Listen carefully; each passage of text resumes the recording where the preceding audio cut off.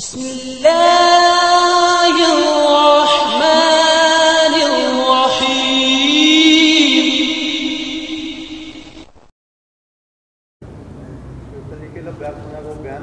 ہاں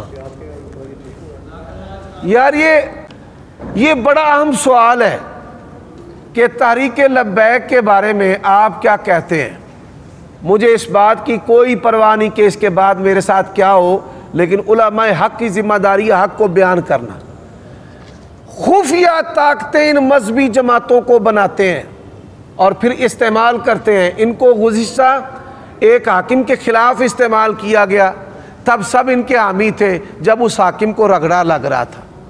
اب بنانے والوں کو رگڑا لگ گیا ہے، اب برے ہو گئے ہیں۔ ہم کہتے ہیں مذہبی گروہ ہوں، سیاسی گروہ ہوں، ان کا کام ہے حاکم تک بات پہنچانا، عمران خان کے منہ پر کھڑے ہو کر کہنا کہ یہ اللہ رسول کا پیغام ہے تیرے نام، گستاخوں کا سوشل بائیکاٹ کر، بس ہمارا یہی فریضہ ہے، اس سے بڑھ کر نہیں۔ یہ تو اسلام کے اصول حاکمیت کے، اصول سیاست کے خلاف ہے۔ اب آپ دیکھیں اس کا رد عمل کیا ہوگا۔ نبی علیہ السلام کی محبت کے لیے مسلمانوں کا دل دھڑکتا ہے، لیکن جو مسلمان پولیس والے بے دردی سے مار دیے گئے، شہید کر دیے گئے، قتل کر دیے گئے، ان کا کیا بنے گا؟ اس سے پہلے تو ان کے بھی لوگ مارے گئے۔ جی میں ایک اور بات اس پر بھی آتا ہوں،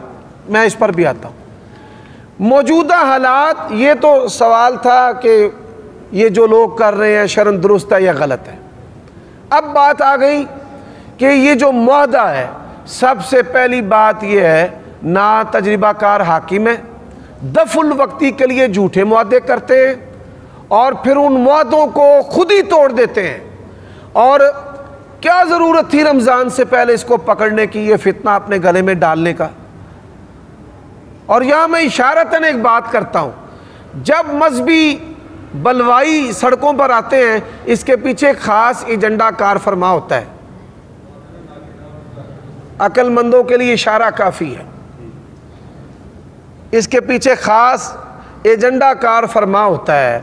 جو عالمی طاقتیں ان سے پیسے لینے، دو بھائی انہوں نے ختم نہیں کرنا، بنانے کے پیسے الگ لیتے ہیں، ختم کرنے کے پیسے الگ لیتے ہیں۔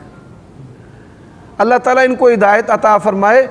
ملک کا نقصان ہے، املاک کا نقصان ہے، جو ریٹ ہے حاکم کی وہ کمزور ہو جائے گی۔ میرا آپ کا مال، عزت، جان مال کیسے محفوظ رہے گا؟ جو مرضی اٹھے گا بندے مار دے گا، جو مرضی اٹھے گا بندے مار دے گا۔ ہم کہتے ہیں کہ فوج کی ریٹ، رینجر کی ریٹ، پولیس کی ریٹ، خفیہ اداروں کی جو ریٹ ہے وہ قائم ہونی چاہیے۔ کوئی بھی سڑکوں پر آ کر حکومت کو ہوا میں کر دے، یہ کام درست نہیں ہے۔